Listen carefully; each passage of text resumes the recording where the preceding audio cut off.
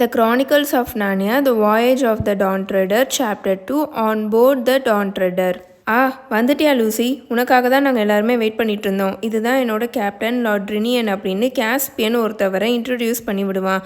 அவரோட தலைமுடி நல்லா கருப்பாக இருக்கும். அவர் ஒத்த காலில் முட்டி போட்டு லூசியை பார்த்து நல்லா பவ் பண்ணி லூசியோட கைகளுக்கு முத்தம் கொடுப்பாரு. அங்கே கேஸ்பியன், கேப்டன் லார்ட் ட்ரினியன், அப்புறம் ரிப்பீச்சீப் அண்ட் எட்மண்ட் மட்டும்தான் இருந்தாங்க.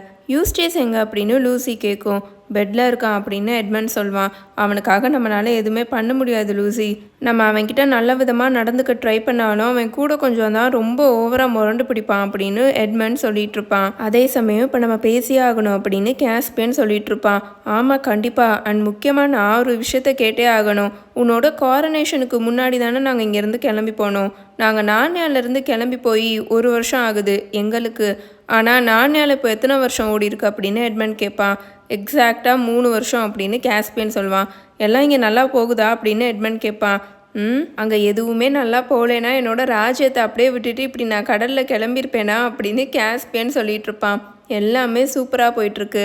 இப்போது டெல்மரின்ஸ்க்கோ, குள்ள மனிதர்களுக்கோ, பேசுகிற மிருகங்களுக்கோ, ஃபான்ஸ்க்கோ அவங்களுக்குள்ள எந்த பிரச்சனையும் இல்லை. நம்மளோட நாட்டை விட்டு இப்படி நான் தூரமாக இருக்கும்போது நாட்டை சூப்பராக ஆள்றதுக்காக ஒருத்தவரை நியமிச்சுட்டு வந்திருக்கேன்.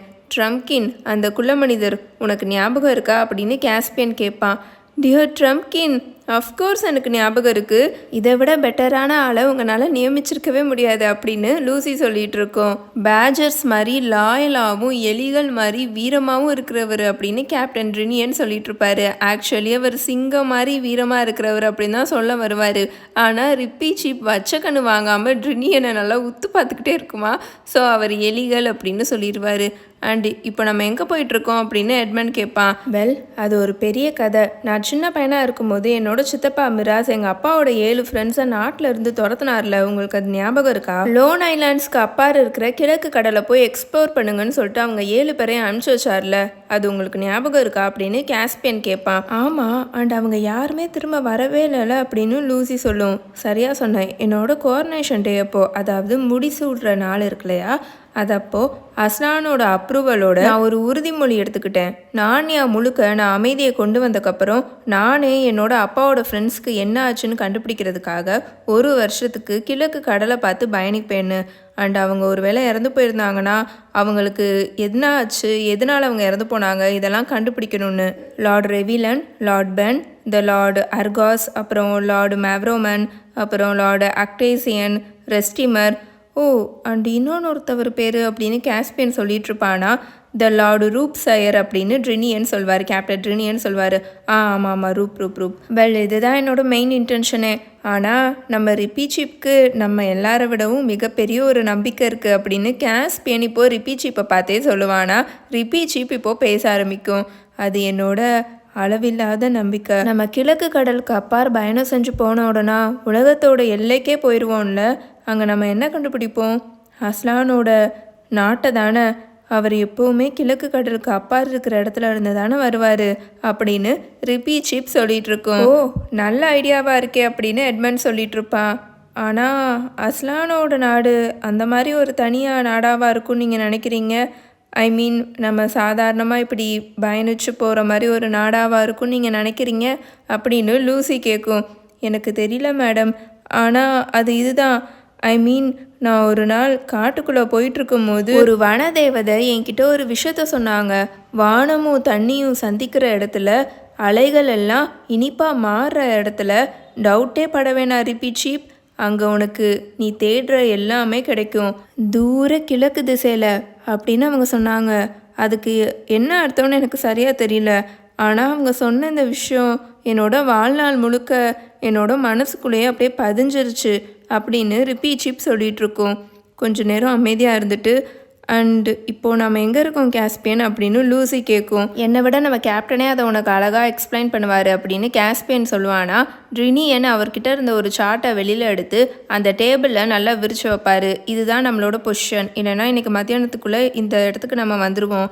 கேர் பேரவல்லேருந்து கிளம்பும் போது நல்லா காத்தடிச்சிட்டு இருந்துச்சு. ஸோ கால்மாவோட வடக்கு திசைக்கு அடுத்த நாளே வந்து சேர்ந்துட்டோம். அப்புறம் ஒரு வாரத்துக்கு கால்மாவோட துறைமுகத்தில் தான் தங்கியிருந்தோம். அங்கே கால்மாவோட டியூக்கு நம்ம மெஜஸ்டிக்காக ஒரு பெரிய டோர்னமெண்ட்டே கண்டக்ட் பண்ணார்.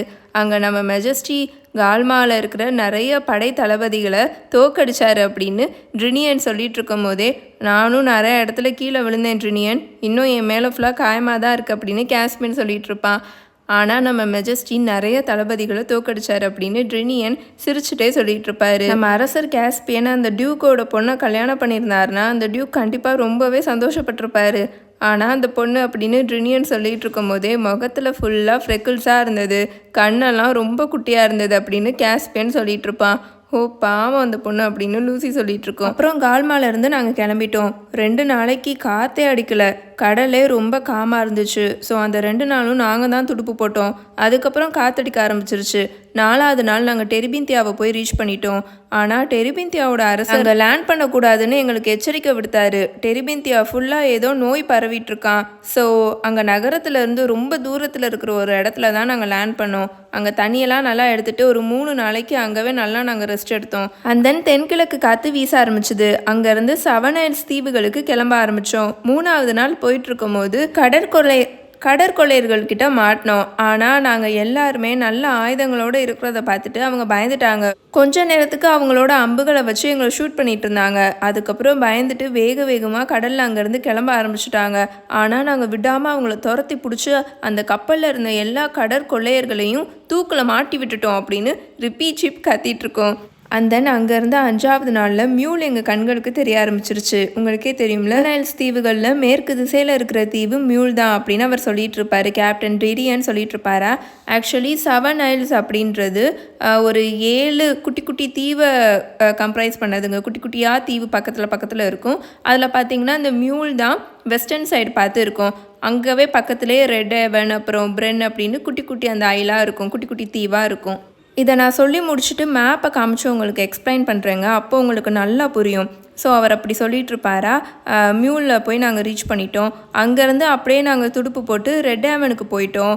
சூரியன் மறைகிறதுக்குள்ளே ஈவினிங்குள்ளே நாங்கள் ரெட் ஹேவனுக்கு போயிட்டோம். அந்த 7 ஐல்ஸில் ஐல் ஆஃப் பிரென் அப்படின்ற ஒரு குட்டி தீவில் இருக்கிற ஒரு இடம் தாங்க ரெட் ஹேவன். ஸோ நாங்கள் அங்கே போயிட்டோம். அங்கே நல்லா எங்களுக்கு விருந்து கொடுத்தாங்க. நாங்கள் நல்லா விருந்து சாப்பிட்டுட்டு அங்கே எங்களுக்கு தேவையான தண்ணியெல்லாம் எடுத்துகிட்டு ஒரு 6 நாளைக்கு முன்னாடி தான் ரெட் ஹேவன்லேருந்து நாங்கள் கிளம்பினோம். நல்ல ஸ்பீடாக வந்துட்டு இருந்தோம். லோன் ஐலாண்ட்ஸை நாளை கழிச்சு போய் ரீச் பண்ணிடுவோன்னு அவ்வளோ ஸ்பீடாக வேறு லெவலில் ஸ்பீடாக வந்துட்டு இருந்தோம். இப்போ நாங்கள் எங்களோட கடல் பயணத்தை ஆரம்பித்து கிட்டத்தட்ட 30 நாள் ஆயிடுச்சு. 30 நாளாக நாங்கள் கடலில் தான் இருக்கோம். அண்ட் நானியாவிலேருந்து ரொம்ப தூரத்தில் இருக்கோம் அப்படின்னு டிரியன் சொல்லிட்டு இருப்பாரு. அண்ட் லோன் ஐலாண்ட்ஸ்க்கு அப்புறம் என்ன இருக்குது அப்படின்னு லூசி கேட்கும். அது யாருக்குமே தெரியாது யோ மெஜஸ்டி, அதை லோன் ஐலாண்டர்ஸ் தான் நம்மக்கிட்ட சொல்லணும், அவங்க சொன்னாதான் உண்டு அப்படின்னு ட்ரினியன் சொல்வார். ஆனால் நாங்கள் இங்கே இருந்த நாட்களில் அதை சொல்லவே இல்லை அப்படின்னு எட்மண்ட் சொல்வான். அப்போது லோன் ஐலாண்ட்ஸ்க்கு அப்புறம் தான் நம்மளோட உண்மையான அட்வென்ச்சர் சாகசம் ஆரம்பமாகும் போல் அப்படின்னு ரிப்பி சிப் சொல்லிட்டு இருக்கோம். இப்போ நான் உங்களுக்கு மேப்பை காமிச்சு எக்ஸ்பிளைன் பண்ணிடுறேங்க. தாங்க மேப் உங்களுக்கு தெரியும்னு நினைக்கிறேன், உங்களுக்கு நல்லா கிளியராக தெரியுதுன்னு நினைக்கிறேன். ஸோ கெலோர்மேன் ஆர்ச்சன்லேண்ட் இதெல்லாம் பற்றி நம்ம போன புக்லேயே பார்த்துருப்போம். லாஸ்ட் புக்கில் இல்லை, அதுக்கு முன்னாடி புக்கில் பார்த்தோம்ல, த ஹார்ஸ் அண்ட் இஸ் பாய், அந்த புக்கில் பார்த்தோம்ல கெலோர்மேன் ஆர்ச்சன்லேண்ட். அதுக்கு மேலே நானியா இருக்குது. நானியாவுக்கு மேலே இருக்கிறது ஃபுல்லுமே ரொம்ப வைல்டான காடுகள். அங்கே ரொம்ப மலைகளும் காடுகள் அந்த மாதிரி தான் இருக்கும். ஸோ கேர் பேரவல் இங்கே இருக்குது. கேர் பேரவல்லேருந்து இவங்க கால்மா அப்படின்ற ஒரு தீவுக்கு போனாங்க. கால்மாவில் கொஞ்ச நாள் ஸ்டே பண்ணிவிட்டு அங்கேருந்து டெரிபிந்தியா போனாங்க. டெரிபிந்தியாவில் ஃபுல்லுமே நோயாக பரவிட்டு இருந்தது. ஸோ கொஞ்சம் தூரத்தில் லேண்ட் பண்ணிவிட்டு அங்கே கொஞ்ச நாள் ரெஸ்ட் எடுத்துகிட்டு அங்கேருந்து 7 ஐல்ஸ் அப்படின்ற குட்டி குட்டி தீவுகளாக, ஐல்ஸுன்றது நிறைய குட்டி குட்டி தீவுகள் இருக்கும் இல்லையா, அதாவது ப்ளூரலில் நம்ம சொல்லணுன்னா ஐல்ஸ் அப்படின்னு சொல்லுவோம், சிங்குலரில் ஐலாண்ட் அப்படின்னு சொல்லுவாங்க. இங்கே நிறைய குட்டி குட்டி தீவுகளாக நிறையா இருக்கிறனால அதை ஐல்ஸ் அப்படின்னு சொல்கிறாங்க. இங்கே மியூல் இருக்கா நல்லா வெஸ்டர்ன் சைடில், பிரென்னு அப்புறம் ரெட் ஹேவன் இதெல்லாம் இங்கே இருக்கும்.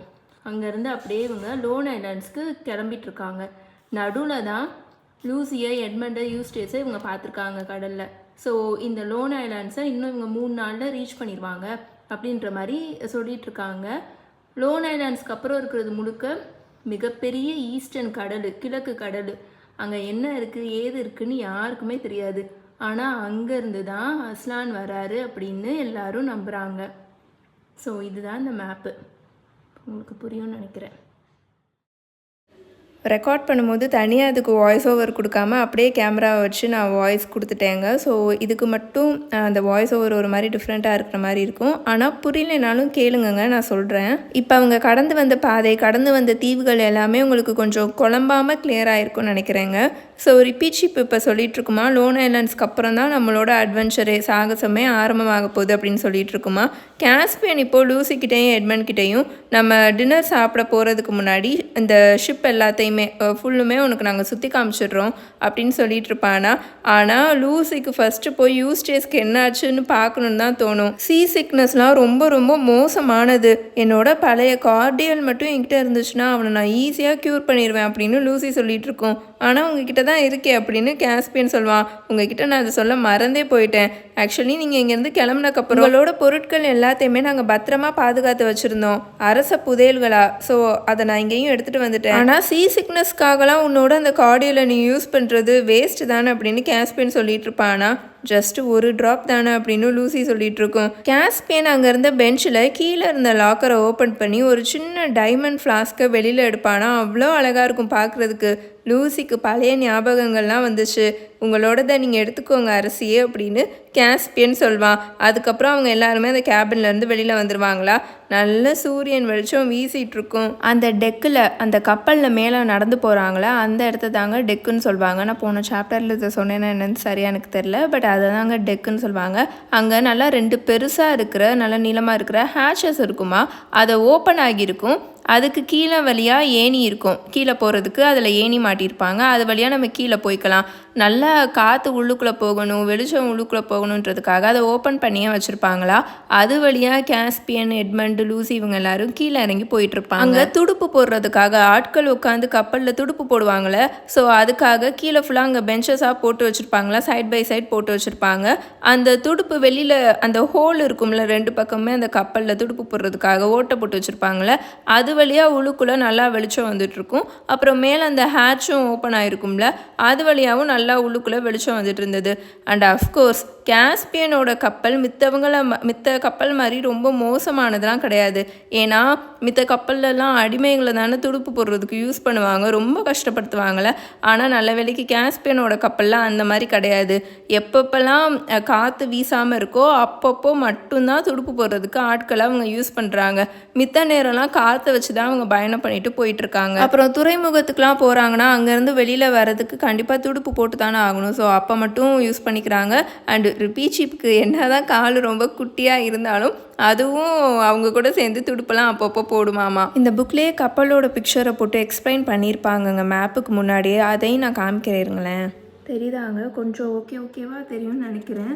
ஸோ இதுதாங்க இந்த கப்பல். முன்னாடி ட்ராகன் ஷேப்பில் இருக்கா, அப்படியே ட்ராகனோட விங்ஸ் நல்லா படர்ந்து இருக்கிற மாதிரி இருக்கா, பின்னாடி வாளோடு முடியுங்க. கேஸ்பியனோட கேபினு, லூசியோட கேபின், இவங்க எல்லாரோட கேபினும் இந்த பக்கம் இருக்குது. கீழே துடுப்பு போடுறதுக்காக இருக்காங்களா, இந்த இடம் தான். இந்த 2 ஹேட்சும் ஓப்பன் ஆகிருக்கும், ஏணி கீழே போடுறதுக்கு இருக்கும். அது வழியாக தான் இப்போ இவங்க வந்திருக்காங்க. ஸோ இதுதாங்க, இதை மேலே இங்கே இருக்கு இல்லையா, இதை தான் டெக்குன்னு சொல்லுவாங்க. எக்ஸ்ட்ரா எப்போவுமே பெரிய பெரிய கப்பலில் போட்டு இருக்கும், சின்ன போட்டு வச்சுருப்பாங்க. ஸோ இந்த போர்ட்டு, ஸ்டார் போர்டு இதெல்லாம் போன சாப்டர்லேயே நான் எக்ஸ்பிளைன் பண்ணியிருப்பேன்னு நினைக்கிறேங்க. ஸோ இதை அப்பப்போ பார்த்துக்கோங்க. நான் வேணால் இது ஒரு ஸ்க்ரீன்ஷாட் ஒரு ஃபோட்டோ மாதிரி எடுத்து போஸ்ட்டில் வேணால் போட்டு வைக்கிறேன். உங்களுக்கு டவுட் இருந்துச்சுன்னா இது நீங்கள் அப்பப்போ பார்த்துக்கோங்க.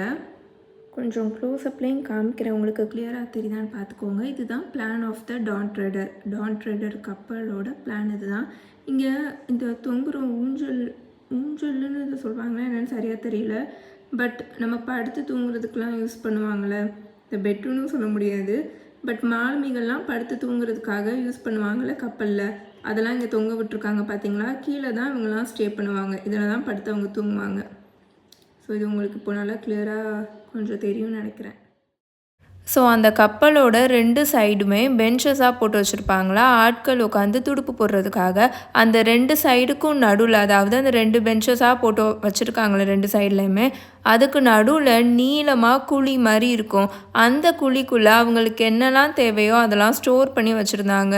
லைக் மாவு, அப்புறம் போர்க்கு, தண்ணி, பீரு, பேரலாக பீரு, தண்ணி, ஹனி, தேன், wine, apples, nuts, cheese, biscuit, இது எல்லாமே பேக்கன், இது எல்லாமே ஸ்டோர் பண்ணி வச்சுருந்தாங்க. கேஸ்பியன் அவங்கள அங்கேருந்து முன்னாடி கூட்டிகிட்டு போயிட்டுருப்பானா அங்கே பார்ட்டிஷன் மாதிரி வரும், டிவைட் பண்ணுற மாதிரி வரும். அங்கே ஒரு டோர் இருக்குமா, அதை ஓப்பன் பண்ணி உள்ளுக்குள்ளே கூட்டிகிட்டு போவான். அது கீழே இறங்கி போகும். இந்த இடமே சரியே இல்லை, ரொம்ப ஒரு மாதிரி தான் இருந்தது.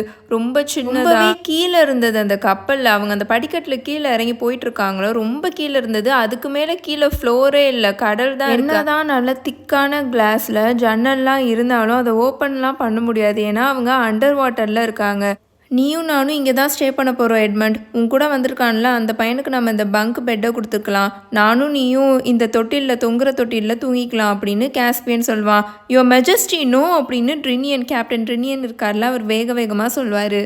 நோ ஷிப்மேட், இதை பற்றி நம்ம ஆல்ரெடி நிறையா தடவை ஆர்கியூ பண்ணிட்டோம். நீயும் ரின்ஸுன்றது நம்ம கேப்டன் ட்ரினியன் கூட இருக்கிற இன்னொன்று ஒரு ஆளுங்க. நீங்கள் 2 பேரும் தான் இந்த கப்பலையே செயல்படுத்திட்டு இருக்கீங்க. நீங்கள் 2 பேரும் உங்களோட உடம்ப நல்லா பார்த்துக்கணும். அண்ட் நைட்டு நல்லா ரெஸ்ட்டும் எடுக்கணும். நாங்களாம் இங்கே பாட்டு பாடிட்டு கதைகளை மட்டும்தான் சொல்லிட்டு இருக்கோம். ஸோ நீங்கள் 2 பேரும் மேலே இருக்கிற அந்த போர்ட் கேபினை எடுத்துக்கோங்க. நானும் கிங் எட்மண்டும் இங்கேவே ஸ்டே பண்ணிக்கிறோம். ஆமாம், உங்கள் கூட வந்த அந்த பையன் இப்போ எப்படி இருக்கான் அப்படின்னு கேஸ்பியன் கேட்பான். யூஸ்டேஸ் அங்கே தான் படுத்து கிடப்பானா அந்த பங்க் பெட்டில். அவனோட ஃபேஸே ரொம்ப அப்படியே பச்சை கலரில் மாறி போயிருக்கும். ரொம்ப அப்படியே முடங்கிக்கிட்டே படுத்து கிடப்பான். பலமாக அடிச்சிட்டு இருக்கிற இந்த புயல் எப்போ நிற்கும் அப்படின்னு அவன் கேட்டுக்கிட்டு இருப்பானா. புயலா?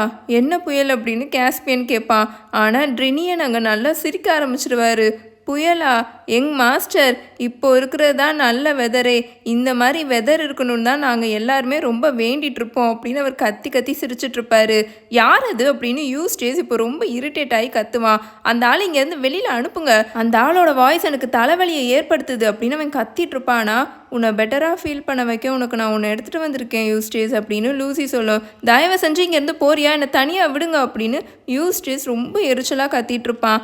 ஆனால் லூசி அந்த ஃப்ளாஸ்கை ஓப்பன் பண்ண உடனே, அந்த கார்டியலை ஓப்பன் பண்ண உடனே அந்த கேபின் ஃபுல்லாக அவ்வளோ டெலிஷியஸாக ஸ்மெல் அப்படியே பரவுமா. ஸோ யூஸ்டேஸ் அதை வாங்கி குடிச்சிடுவானா.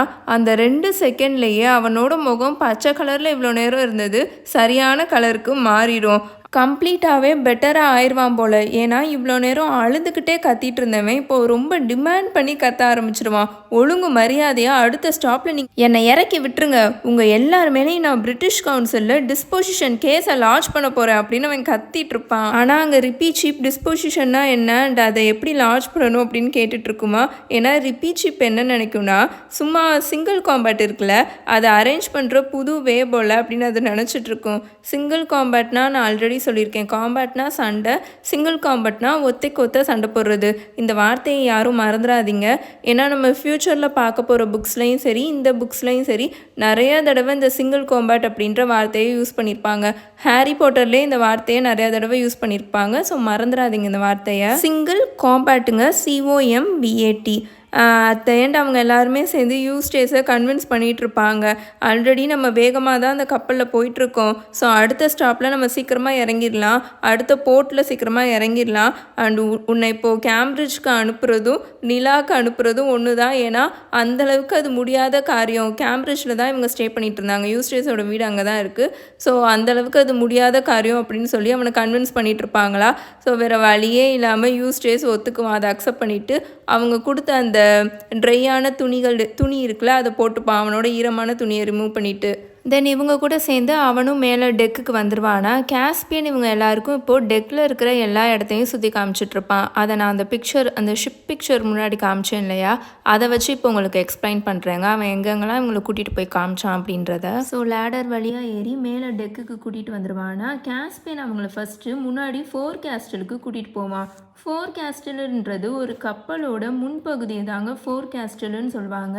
பின்பகுதியை பூப்புன்னு சொல்லுவாங்க, பூப் டெக் அப்படின்னு சொல்லுவாங்க. ஸோ நான் ஆல்ரெடி சொன்னேன் இல்லையா, நம்ம இந்த புக்கில் நிறைய கப்பல் பற்றின விஷயங்களை தெரிஞ்சுக்கலாம். முன்னாடி கப்பல்லாம் எப்படி இருந்திருக்கு எல்லாமே நம்ம இதில் தெரிஞ்சுக்கலாங்க. ஸோ ஃபோர்காஸ்டருக்கு கூட்டிகிட்டு போவானா, அங்கே பார்த்தீங்கன்னா இந்த டிராகனோட வாய் ஓப்பன் ஆகியிருக்கும்ல, அதுதான் லுக் அவுட் ஏரியா. இங்கே ஒருத்தவர் நின்று முன்னாடி எல்லாத்தையும் பார்த்துட்ருப்பாரு. இது வழியாக நம்ம பார்த்துக்கலாம். இங்கே ஒரு விளக்கும் தொங்கிட்டுருக்கும். இங்கே நிற்கிறாரில் ஒரு ஆள், இவரை தான் லுக் அவுட் மேன் அப்படின்னு சொல்லுவாங்க. அதுக்கு கீழே அப்படியே கேலி இருக்கும்.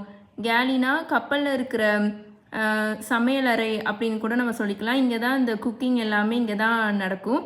அப்புறம் இங்கே குவார்ட்டர்ஸும் இருக்கும். டெக்கில் வேலை பார்க்குறாங்களா ஆட்கள், டெக் க்ரூ இவங்கெல்லாம் இருக்காங்க இல்லையா, சூப்பர்வைசர், இவங்க எல்லாரும் தங்கிக்கிறதுக்கான குவார்ட்டர்ஸ் இங்கே இருக்கும். அப்புறம் குக்கு, அப்புறம் வில்லம்பு எய்கிறவங்க, இவங்க எல்லாருமே தங்கிக்கிறதுக்கான இடம் இங்கே தான் இருக்கும். கப்பல் இந்த போட்டை ஓட்டுவாங்களே அவங்க ஸ்டே பண்ணுற இடமும் இங்கே தாங்க இருக்கும். ஸோ இங்கே முடிச்சுட்டு அவங்கள அப்படியே அவன் இங்கே பூப் டெக்குக்கு கூட்டிகிட்டு வருவான். பூப் டெக்குன்றது பின்னாடி கப்பலோட பின்பகுதிங்க. இங்கே பார்த்தீங்கன்னா அப்போது ரின்ஸ் டியூட்டியில் இருப்பார். நம்ம கேப்டன் ரினியன் கூட ஒருத்தவர் இருப்பாருன்னு சொன்னேன் இல்லையா முன்னாடி. ஸோ அவர் தான் ரின்ஸு, அவர் டியூட்டியில் இருப்பார். அவர் கூட ஒருத்தவங்களும் இருப்பாங்க. அவங்க 2 பேரும் சேர்ந்து டில்லரில் நின்றுட்டுருப்பாங்க. இங்கே இருந்து தான் கமாண்ட்லாம் பண்ணுவாங்க, நேவிகேட்லாம் பண்ணுவாங்க. ஸோ இங்கே முடிச்சுட்டு திரும்பவும் கீழே டெக்குக்கு கூட்டிகிட்டு வருவான். இங்கே பார்த்தீங்கன்னா இந்த ஹேட்ச் இருக்குல்ல, இது ஓப்பன் ஆகிருக்குன்னு நான் சொன்னேன், கீழே போகிறதுக்காக இருக்கும். ஸோ அது பக்கத்துலேயே ஒரு சின்ன போட்டு இருக்கும். நம்ம கப்பலை அப்படியே கரைக்கு போய் நிப்பாட்ட முடியாதுல, போட்டில் இறங்கி தானே போவாங்க. ஸோ அங்கே போட்டு இருக்கும். பக்கத்துலேயே ஒரு கோழி கூண்டு இருக்கும்ல, அதுவும் இருக்குமா. பக்கத்தில் ஒட்டியே இருக்கும். இந்த ஹேட்ச் பக்கத்துலேயே தான் இந்த போட்டு இருக்கும். இந்த கப்பலே ரொம்ப குட்டியாக இருக்குங்க. இந்த டெக்கே ரொம்ப சின்னதாக தான் இருக்குமா. ஸோ ஒட்டி தான் எல்லாமே இருக்கும். பிக்சர் வச்சு எக்ஸ்பிளைன் பண்ணும்போது உங்களுக்கு நல்லா புரியும்னு நினைக்கிறேங்க. ஏன்னா எனக்கே கம்ஃபர்டபுளாக இருக்குது உங்களுக்கு நல்லா கிளியராக எக்ஸ்பிளைன் பண்ணுறதுக்கு. லூசி இதெல்லாம் சுற்றி அப்படியே பார்த்துட்ருக்குமா. லூசிக்கும் எட்மண்டுக்கும் அதுதான் ஃபீல் ஆகும். இந்த கப்பலே ரொம்ப சின்னதாக தான் இருக்குது, இந்த டெக்லலாம் கொஞ்சம் கூட பெருசாகவே இல்லை, ரொம்ப சின்னதாக ஒட்டி தான் இருக்குது அப்படின்னு. ஏன்னா இவங்க நார்னியாவில் இருந்தபோது இதை விட மிக பிரம்மாண்டமான கப்பல்கள்லாம் எக்கச்சக்கமாக நார்னியாவில் இருந்தது. அவ்வளோ கப்பல்களில் இவங்க பயணம் செஞ்சுருக்காங்க, நிறையா நாட்டுக்கு போயிருக்காங்க. நம்ம ஏற்கனவே இதெல்லாம் பார்த்துருக்கோம்ல. ஸோ பெருசாக இருக்குமா கப்பல். ஆனால் இவங்க போனக்கப்புறம் காஸ்பியனோட மூதாதையர்கள் நார்னியாவை ஆண்டுட்ருக்கும் போது கம்ப்ளீட்டாகவே இந்த நேவிகேஷனெல்லாம் ஸ்டாப் பண்ணிட்டாங்களே. ஸோ கப்பலே நார்னியாவில் இல்லாமல் போயிடுச்சு. காஸ்பியனோட அங்கிள் மிராஸே அந்த 7 லார்ட்ஸை கடலில் அனுப்பிச்சி வச்சிருப்பார்ல, காஸ்பியனோட அப்பாவோட ஃப்ரெண்ட்ஸ் அவங்கள அனுப்பிச்சி வச்சிருப்பார்ல. அப்போது கேல்மியன் நாட்டில் இருந்து தான் கப்பலை வாங்கி அனுப்பிச்சி வச்சுருப்பாரு. ஆட்களுமே அந்த கப்பலில் கேல்மியன் நாட்டு மாலுமிகள் தான் இருப்பாங்க. ஸோ கப்பலே இல்லாமல் போயிடுச்சு.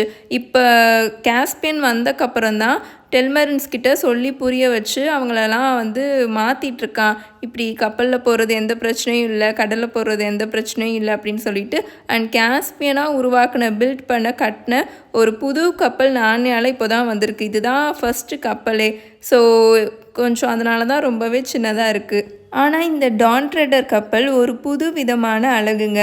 இந்த கப்பலில் இருக்கிற மாலுமிகள் எல்லாருமே இந்த கப்பலை லேடி அப்படின்னு தான் கூப்பிட்றாங்க.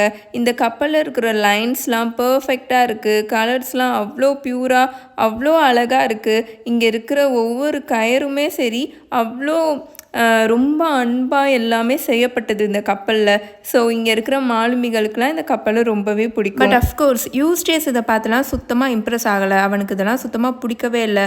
ஸோ அவன் விடாமல் இவங்க எல்லாருக்கிட்டையும் மோட்டார் போட்ஸ் பற்றியும், ஏரோப்ளைன்ஸ் பற்றியும், சப்மரைன்ஸ் பற்றியும், நீர்மூழ்கி கப்பல் பற்றியும் பெருமை பீத்திக்கிட்டே இருந்தான். ஏதோ இவனுக்கு இதை பற்றிலாம் முழுசாக தெரிஞ்ச மாதிரி பேசிகிட்டு இருக்கான் அப்படின்னு எட்மண்ட் அவனோட வாய்க்குள்ளேயே சொல்லிட்டு இருப்பான்.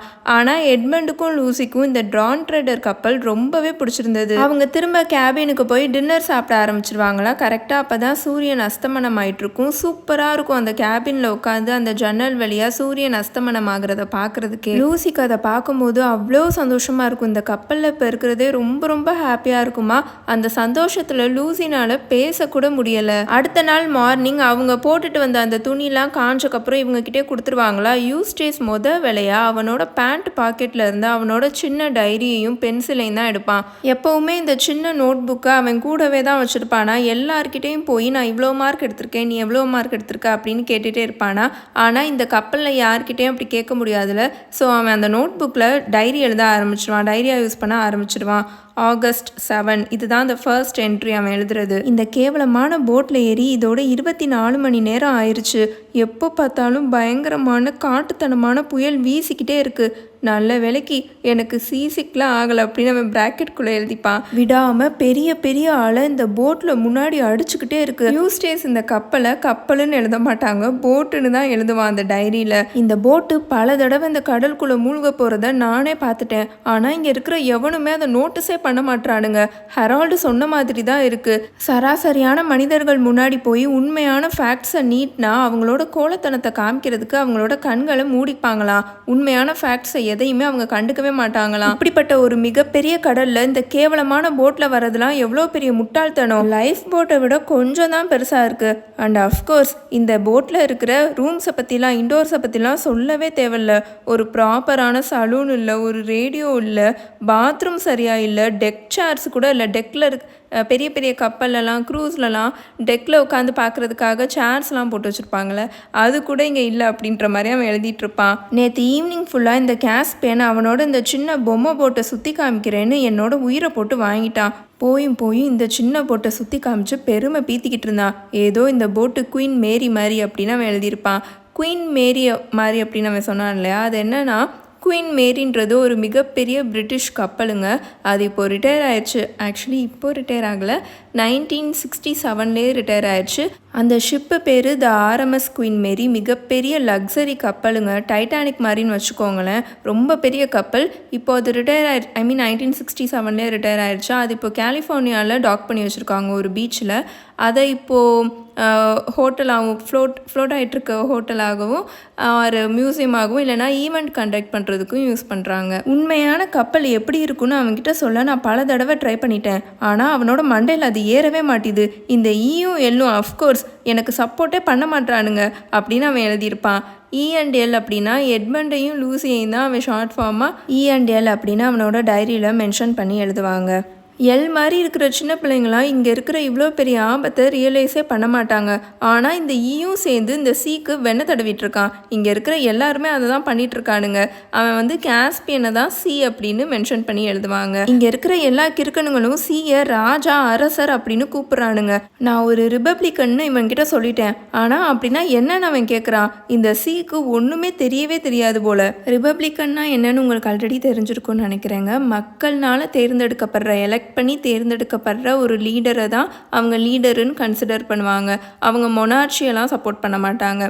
அதாவது இந்த அரசர், அந்த ராயல் ஃபேமிலி அதெல்லாம் சப்போர்ட் பண்ண மாட்டாங்க. இதை விட கொடுமையான விஷயம் என்னென்னா, இந்த போட்டில் இருக்கிறதுலே ரொம்ப ரொம்ப கேவலமான ஒரு கேபினை தான் எனக்கு கொடுத்துருக்கானுங்க.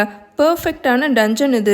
இந்த லூசிக்கு மட்டும் மேலே டெக்கில் இருக்கிற ஒரு ஹோல் ரூமையே கொடுத்துருக்கானுங்க. இந்த போட்டில் மித்த இடத்த கம்பேர் பண்ணுறதுக்கு இருக்கிறதுலே நல்ல ரூம் அதுதான். கேட்டால் அவள் ஒரு பொண்ணு அப்படின்னு இந்த சி சொல்கிறான். இந்த மாதிரி விஷயங்கள் தான் பொண்ணுங்களை கீழேயே வச்சிருக்குன்னு ஆல்பர்ட்டா என்கிட்ட சொன்ன விஷயத்த இந்த சி கிட்ட சொல்லி புரிய வைக்க ட்ரை பண்ணேன். ஆனால் அவனோட மரமண்டையில் எதுவுமே ஏறவே மாட்டேங்குது. ஆல்பர்ட்டான்றது யூஸ்டேஸோட அம்மா. நம்ம முன்னாடியே பார்த்துருப்போம்ல, யூஸ்டேஸ் அவங்க அம்மா அப்பாவை ஹெரால்டு ஆல்பர்ட்டா அப்படின்னு பேர் சொல்லி தான் கூப்பிடுவான். என்னை ரொம்ப நேரம் இந்த ஓட்டைக்குள்ளேயே வச்சுருந்தா கண்டிப்பாக எனக்கு உடம்பு சரியில்லாமல் போக போகிறத இந்த சி பார்க்க தான் போகிறான். ஆனால் என்னை இந்த விஷயத்துக்கெலாம் குறை சொல்லக்கூடாதுன்னு சொல்லிட்டு இருக்கான். ஏன்னா சி நம்ம கூட இந்த ரூமை ஷேர் பண்ணுறதுனால தான் எல்லுக்கு பெரிய ரூம் கிடச்சிருக்கு. ஸோ நம்ம அவன்கிட்ட எதுவும் குறை சொல்லக்கூடாது அப்படின்னு சொல்கிறான். ஏற்கனவே இது ஒரு சின்ன ரூமு. இதில் நான் மட்டும் இங்கே தங்கியிருக்கிறதே எனக்கு ரொம்ப இடைஞ்சலாக இருக்குது. இதில் எட்மண்டும் கேஸ்பியனும் சேர்ந்து இங்கே என் கூட தங்குறாங்க. இதை சொல்லவே மறந்துட்டேன். இங்கே ஒரு எலி வேற இருக்குது. அது இங்கே இருக்கிறவங்க எல்லாருமே ரொம்ப பயமுறுத்தி வச்சுருக்கு. மித்தவங்களாம் அதை அட்ஜஸ்ட் பண்ணிட்டு இருக்காங்க. ஆனால் எனக்கு சுத்தமாக அதை பிடிக்கவே இல்லை. மித்தவங்கள பயமுறுத்தி வச்சுருக்கிற மாதிரி என்கிட்டலாம் ட்ரை பண்ணிச்சு. கண்டிப்பாக அதோட வாழை நல்லா சுருட்டி விட்டுருவேன். அண்ட் இங்கே இருக்கிற சாப்பாடு ரொம்ப ரொம்ப கேவலமாக இருக்குது அப்படின்னு அவன் எழுதி முடிப்பான். சீக்கிரமே யூஸ்டேஸ் அண்ட் ரிப்பீட் சீப்புக்கான பஞ்சாயத்து எல்லாரும் எக்ஸ்பெக்ட் பண்ணுறதுக்கு முன்னாடியே வந்துடும். அடுத்த நாள் டின்னர் சாப்பிட்றதுக்கு முன்னாடி அவங்க எல்லாரும் அந்த ரவுண்டாக இருக்கிற அந்த டேபிளில் உட்காந்துட்டு இருப்பாங்களா, வெயிட் பண்ணிட்டு இருப்பாங்களா.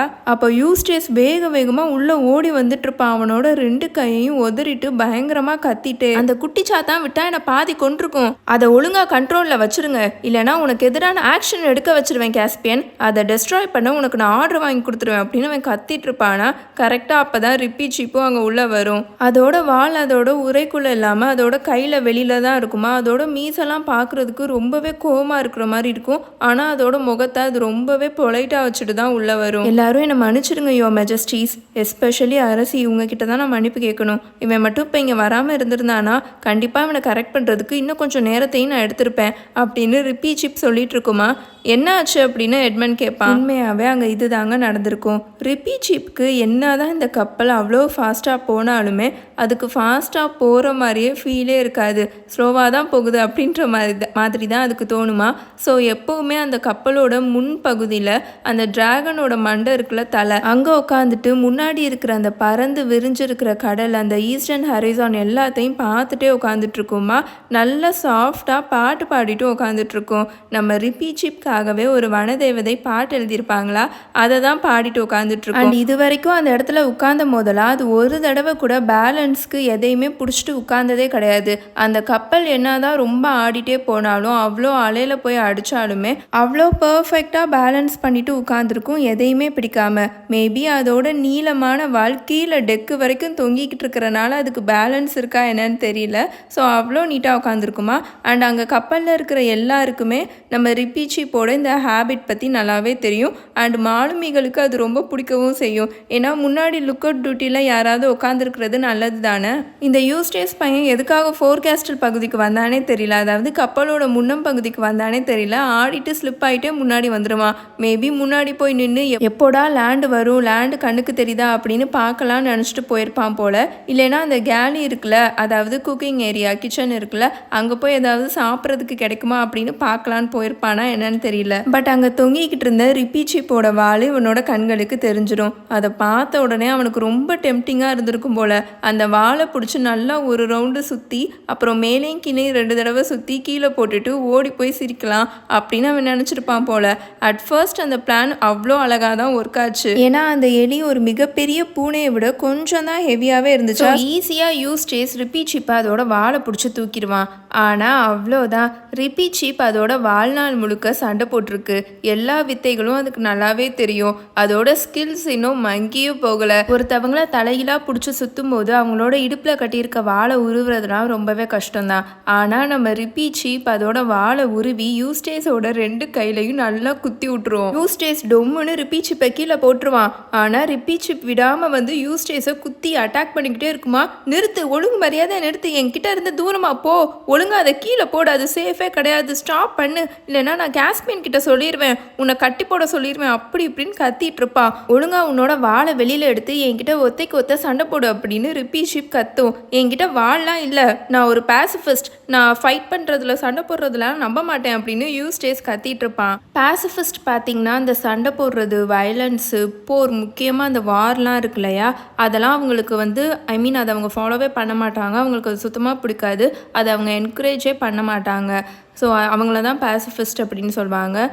Like Mahatma Gandhi, Martin Luther King, இவங்கெல்லாம் பேசிஃபிஸ்ட் தான். அகிம்சை வழியை ஃபாலோ பண்ணுவாங்களே அவங்கள பேசிஃபிஸ்ட் அப்படின்னு சொல்லுவாங்க. நீ என்னத்தை உளறிட்டு இருக்க, தளபதிகளுக்கு முக்கியமாக எலிகளுக்கு எப்படி மரியாதை கொடுக்கணுன்றதை இப்போ நான் உனக்கு கற்றுக் கொடுக்குறேன் அப்படின்னு சொல்லிட்டு ரிப்பி சீப் விடாமல் யூஸ்டேஸை அட்டாக் பண்ண ஆரம்பிச்சிடும். அதோட அந்த குட்டி வாழை வச்சு யூஸ்டேஸ் தலை தெறிக்க அந்த டெக்கில் ஓடி வந்து வேகமாக, ஃபோர்காஸ்ட் சைடில் தானே இருப்பாங்க, ஸோ வேகமாக அவன் ஓடி போய்கிட்டு இருப்பான். அந்த கேபினை பார்த்து, லூசியோட கேபினை பார்த்து அந்த டெக்கில் ஓடிட்டு இருப்பான். ரிப்பி சீப் அவனை பயங்கரமாக துரத்திட்டு இருக்கோம். இப்படி தான் அவங்க அந்த கேபின்குள்ளேயே வருவாங்களா. பட் கொஞ்ச நேரத்துலேயே அவங்க அந்த மேட்ரை வந்து செட்டில் பண்ணிடுவாங்க, அந்த பஞ்சாயத்தை செட்டில் பண்ணிடுவாங்க. ஆனால் அங்கே இருந்தவங்க எல்லாருமே டூயலிங்க, ஒத்தைக்கொத்த சண்டை போடுற அந்த ஐடியாவை ரொம்ப தீவிரமாக கன்சிடர் பண்ணிட்டு இருக்கிறத யூஸ்டேஸ் ரியலைஸ் பண்ணிடுவான். என் கேஸ்பியனே அவனோட வாழை நம்ம யூஸ்டேஸ்க்காக கொடுக்குறேன், நீ ஒத்தைக்கொத்த சண்டை போடு அப்படின்லாம் சொல்லிட்டு இருப்பானா.